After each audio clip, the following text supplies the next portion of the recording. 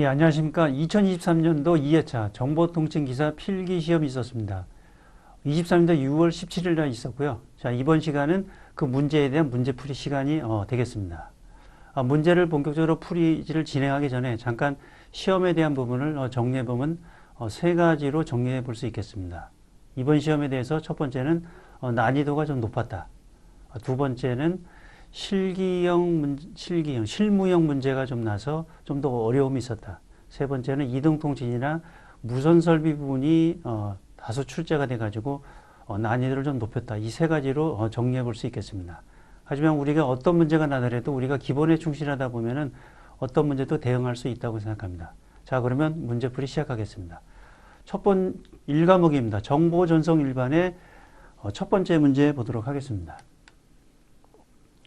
자, 1번입니다. 어떤 신호가 4개의 데이터 준위를 가지며 펄스 시간은 1ms일 때 비트 전송률은 얼마인가? 자, 이 문제는 항상 출제가 되는 유형이 주제고요. 이번에는 문제가 펄스 시간을 줬습니다. 보드 레이트를 주진 않았고요. 보드의 값을 바로 주진 않았습니다. 보드의 값을 구한 다음에 비트 전송률을 구하는 겁니다. 보드의 값은 바로 주지 않았는데 펄스의 시간을 줬죠. 펄스의 역수를 취하면 보드의 값이 나옵니다. 1ms를 역수를 취하면 1000보드인 거고요. 여기에 4개의 데이터 준위입니다. 4개의 데이터 준위는 몇 비트로 처리할 수 있는 거죠? 2의 n승이니까 2의 자승으로 들어간다. 4개의 준위니까 2의 2승 처리하면 2의 n은 없어지니까 n이 2가 됩니다. 그러면 이거와 이거를 곱해주면은 내가 원하는 비트 전송률이 나옵니다. 그래서 1000 곱하기 2니까 2000 bps가 나옵니다. 너무나 기본적인 문제가 반드시 우리가 풀 수 있어야 되겠습니다. 예, 수업 때 했던 부분이 ASK 지금처럼 이거는 한 심벌에 1비트가 처리됩니다. 1비트 처리되고 이거는 2비트가 처리되는 거죠. 지금 문제처럼 4개의 준위를 가져가는 겁니다. QPSK죠. 어떤 거는 이렇게 3개 한 심벌에 3비트를 처리할 수 있는 거죠. 이거는 2의 3승인 거죠. 이거는 2의 자승. 여러 번 했던 거고요. 2의 2승입니다. QPSK, 8PSK. 3비트, 2비트 처리. 기본적인 거고요. 자, 3비트 처리. 8PSK하고 8캄은 우리가 좀 구분해 볼 수 있어야 되겠습니다. 예. 보시면은 비트당 심벌, BPSK 심벌당 1비트, QPSK 2비트, 8PSK 3비트, 16캄 4비트, 30캄 한 심벌당 5비트를 처리합니다. 그 다음에 64캄 한 심벌당 6비트를 처리하죠. 지금처럼 한 심벌당 6비트가 처리되는 것이 64캄, 5비트 요거당 5비트 처리. 지금 16캄은 4비트를 처리하고 있죠. 다음 문제 보겠습니다. 자, 문제 2번입니다. 다음 중 데이터의 신호 처리 과정이 나타나는 엘리아싱의 현상에 대한 설명으로 틀린 것은? 기본적인 문제이고요. 첫 번째, 포변화율이 나이키스 포변화율보다 낮으면 발생한다. 이게 맞는 얘기고요. 엘리아싱이 발생하면 원래 신호를 정확하게 재생하기가 어렵습니다. 이것도 맞는 얘기입니다. 표변화 전에 하이패스 필터를 사용한다. 이게 틀렸죠. 로우 패스 필터를 사용합니다. 기본적으로 로우 패스 필터를 사용해서 그 나머지 부분은 다 잘라내고 내가 보내는 신호만을 표본화 처리를 합니다. 주파수 스펙트럼에서 본다 그러면 이웃다른 부분이 겹쳐서 발생한다. 이런 부분과 이 부분이 겹쳐서 이 부분이 엘리어싱을 발생합니다. 그래서 3번이 틀린 것에 대한 답이 되는 거고요. 하이패스가 아니라 로우 패스 필터입니다. 수업 때 했을 PCM 부분 맨 처음에 표본화를 하기 전에 로우 패스 필터를 한다. 설명했던 부분이고 엘리어싱을 방지한다. 표본화 양자, 부호화, 재생 중계 이런 식으로 진행하죠. PCM은 기본 중에서도 기본인 거고요. 우리가 아날로그적인 부분을 디지털로 바꿔주는 컨버팅하는 과정에 가장 중요한 파형 부호의 일종입니다. 그 다음에 ITUT에서 최초의 표준화를 64kbps로 표준화된 거고 ITUT입니다. 그 다음에 C분할의 어떤 시작점이 되는 거죠. C분할 다중화의 기본이 됩니다. 나이키스트에 대한 부분, 지금 이 부분이 겹치는 부분이 엘리어싱인 거죠.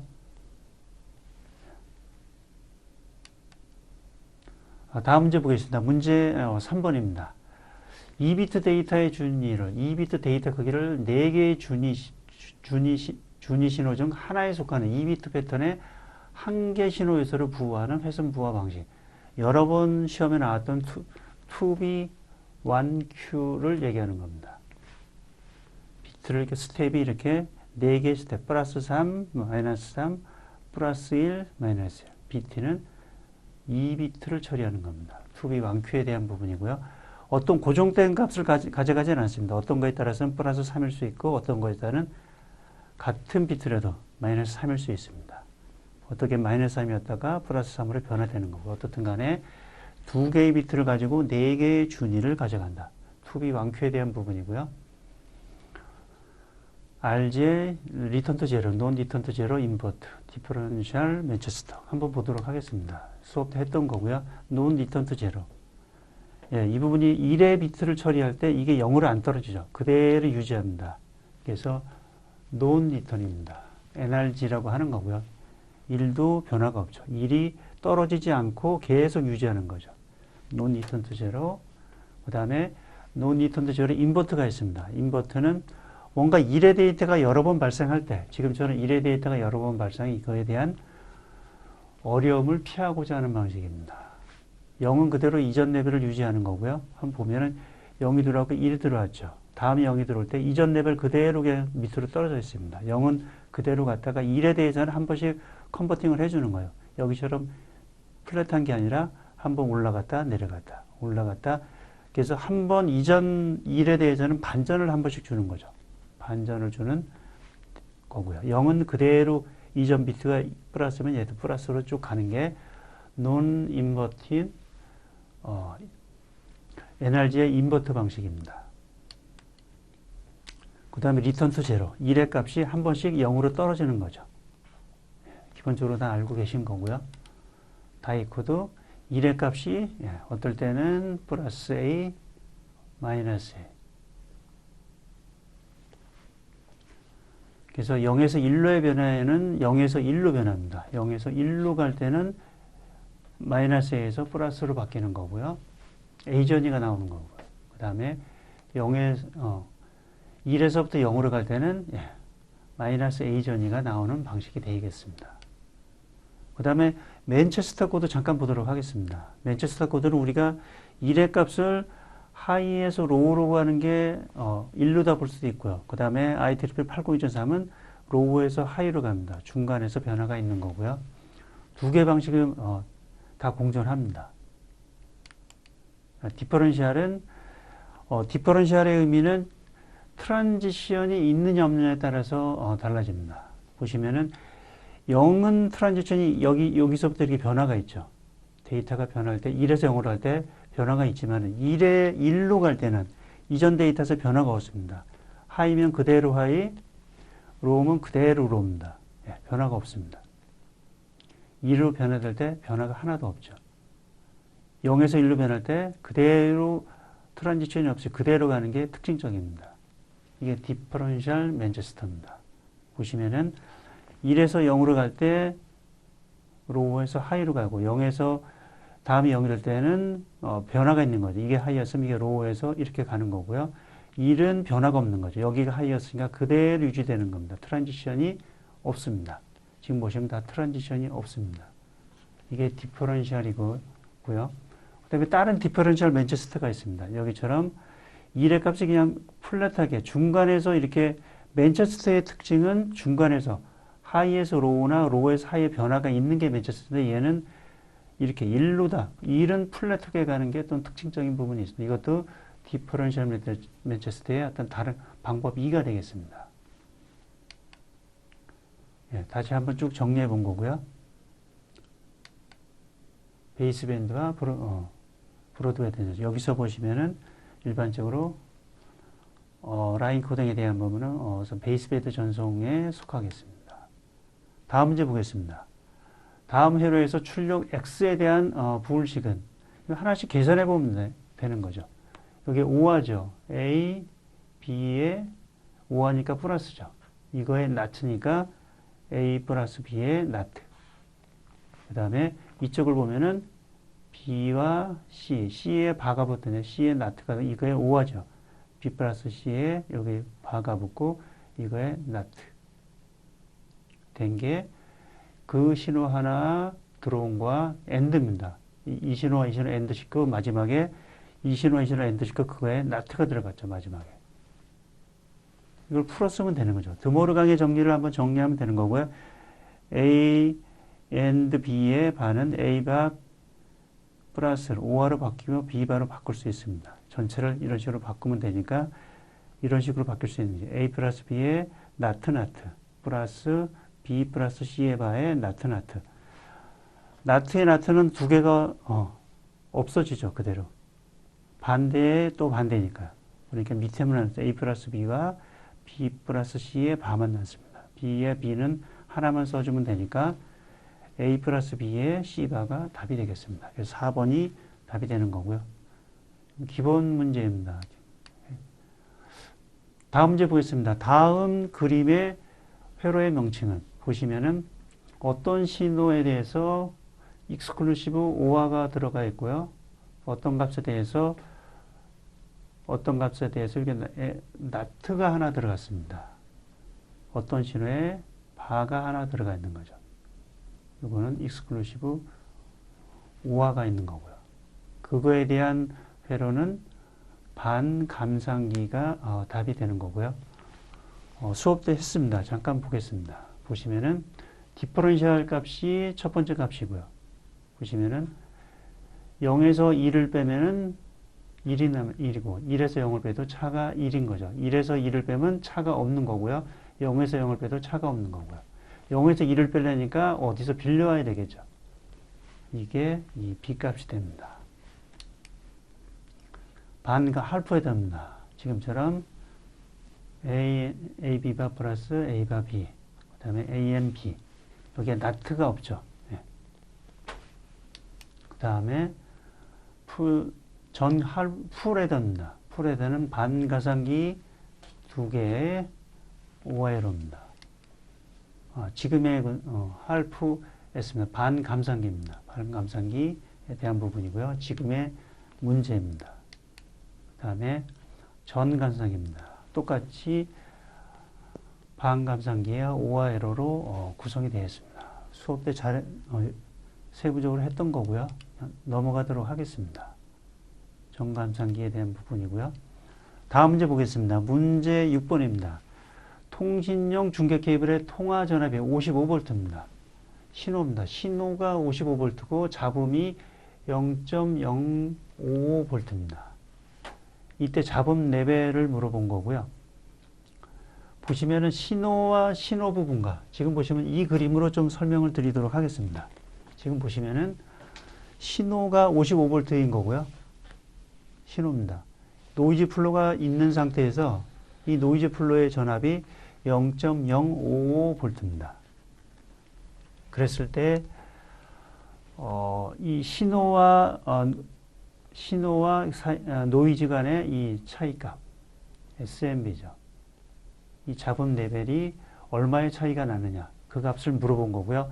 우리가 보면 로그로 dB 값으로 해줘야 되는데 문제에서 전력이 아니라 전압이죠.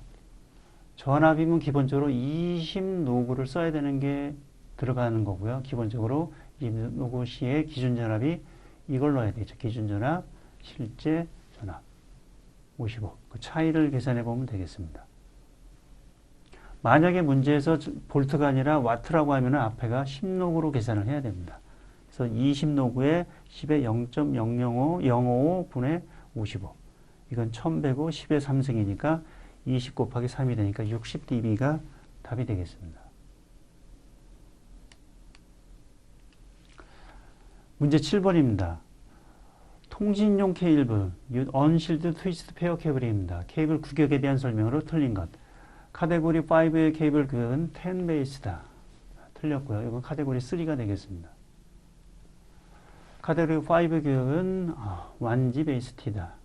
카테고리 6는 1G 베이스 TX다. 그 다음에 카테고리 7의 규격은 10G 베이스다.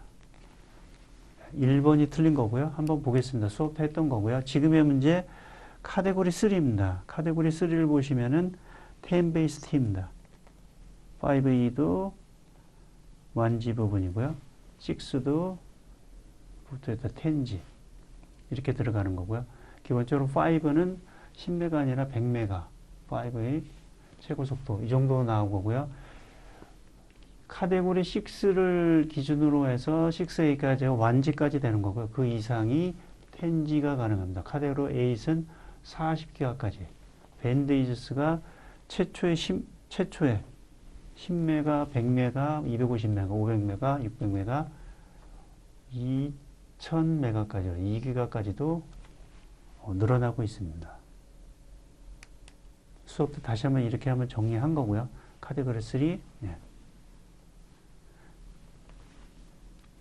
카테고리 3, 5, 6는 ISO 기준인 거고요.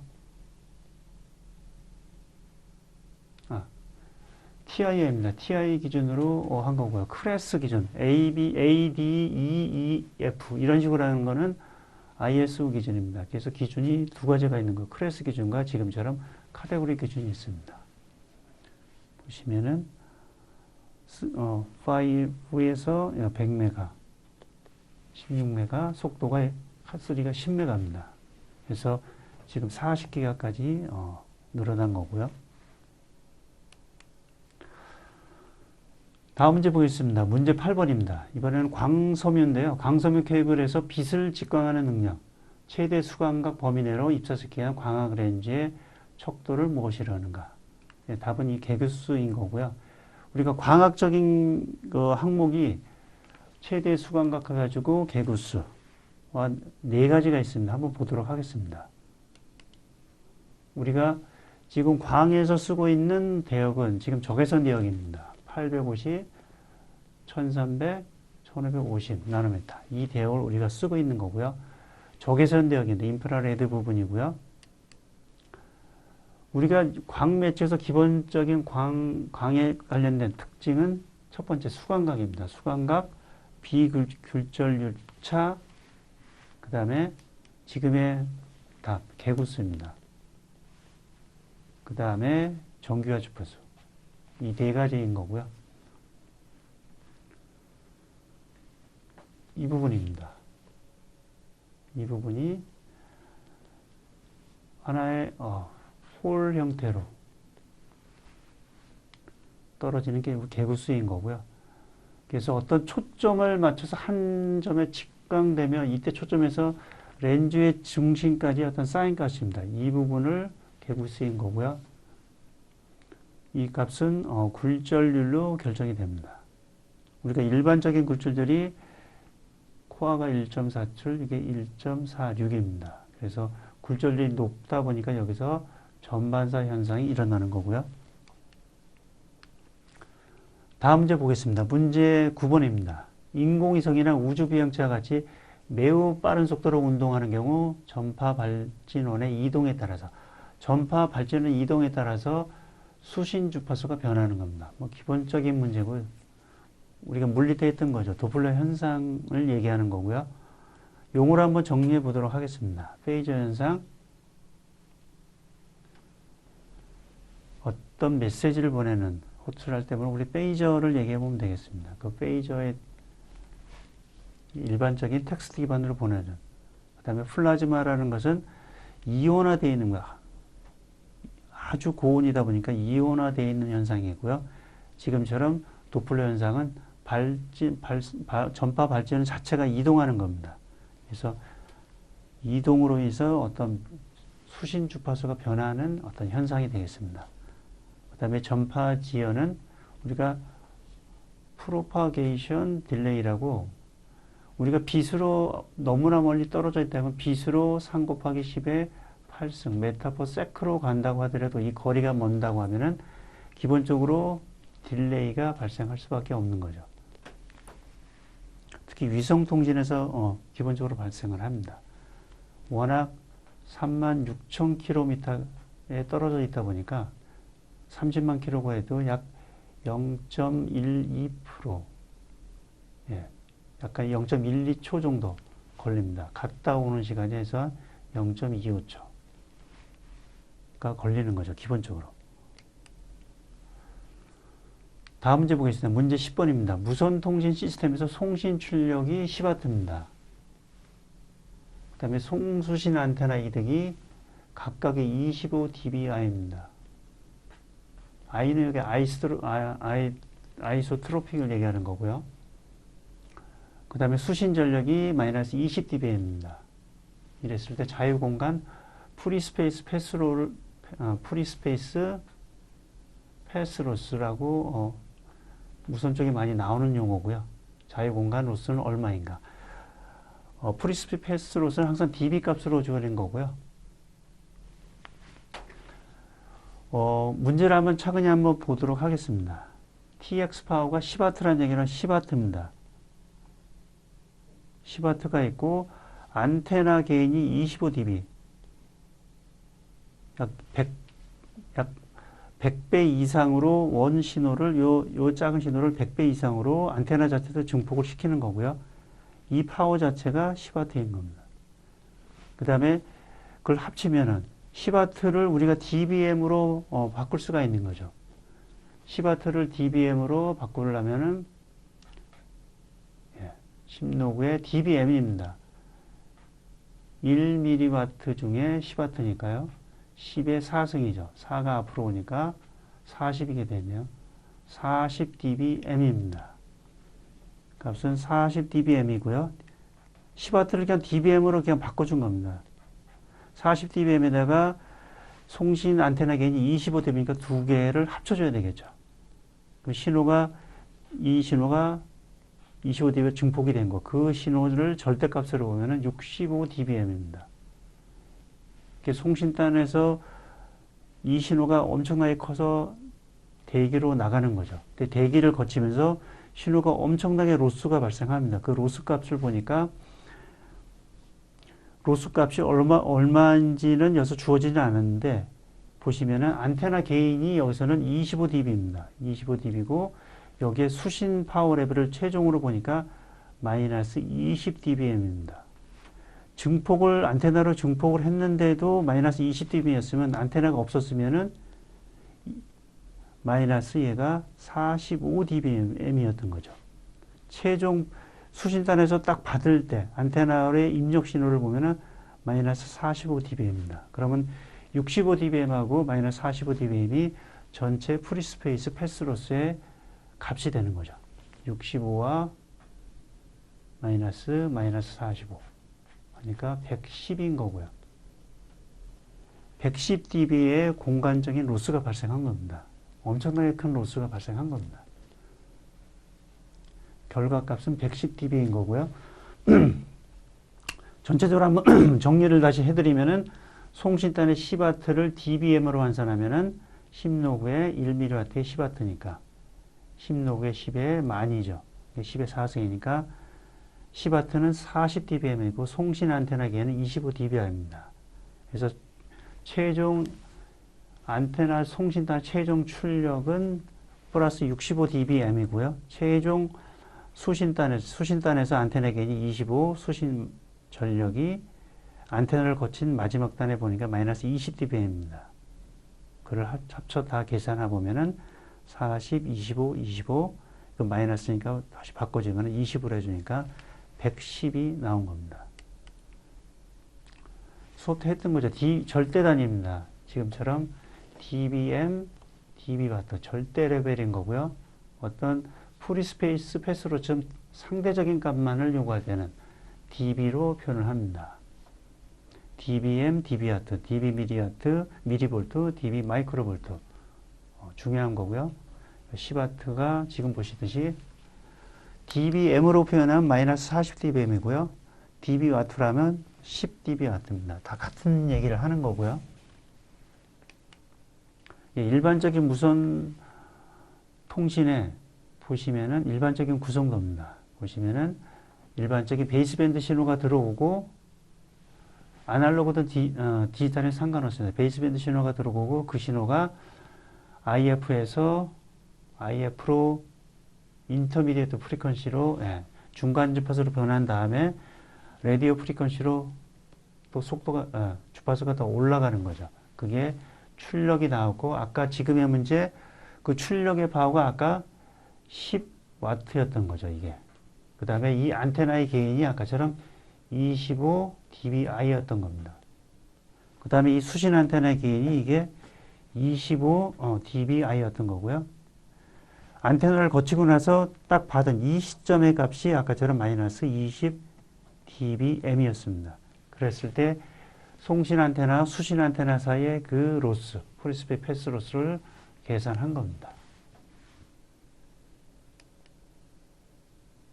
예, 그전 22년도에 한번 났던 거고요. 또 동일하게 프리스펙 패스 로스 값인데 이번에는 안테나 거리를 주어진 거고요. 조금 어려울 수 있습니다. 주파수를 1기가로 주어진 거고 그때 프리스페이스 패스 로스를 계산한 겁니다. 그 공식은 20로그의 D 사이에 송신 안테나, 수신 안테나의 거리, 그 다음에 이거의 송신, 이 주파수. 어떤 주파수를 하느냐? 기가 다닐 때 주파수. 플러스 92.45를 하면은 계산이 됩니다. 그래서 한 98.47 정도가 답이었던 거고요. 내가 보내려고 하는 주파수가 기가냐, 메가냐, 뭐 킬로헤르츠에 따라서 이 프리스페이스 패스로스 공식은 조금씩 변화가 있는 거고요. 일반적인 프리스의 전달 공식. 아까처럼 지금의 문제 마이너스 요게 마이너스 20 dBm이 나왔던 거고요. 송신 안테나 아까 출력이 이게 10W였던 거죠. 그 다음에 송신 안테나의 게인이 25 dBi, 요게 25 수신 안테나의 게인이 25 dBi. 그래서 지금 이거를 구하는 거였죠. 이 패스 값이 이게 마이너스 20 dBm, 40 dBm, 25 dBi, 25 dBi. 이걸 이쪽으로 넘기면은 아까처럼 이게 이쪽으로 오면 되겠죠. 그러면 마이너스 20이니까 플러스로 바뀌면서 40, 25, 25, 20으로 계산하면 됩니다.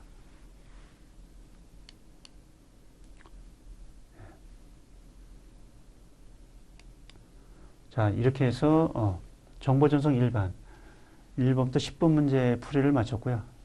바로 이어서 11번부터 20번 문제를 바로 진행하도록 하겠습니다. 예, 수고하셨습니다.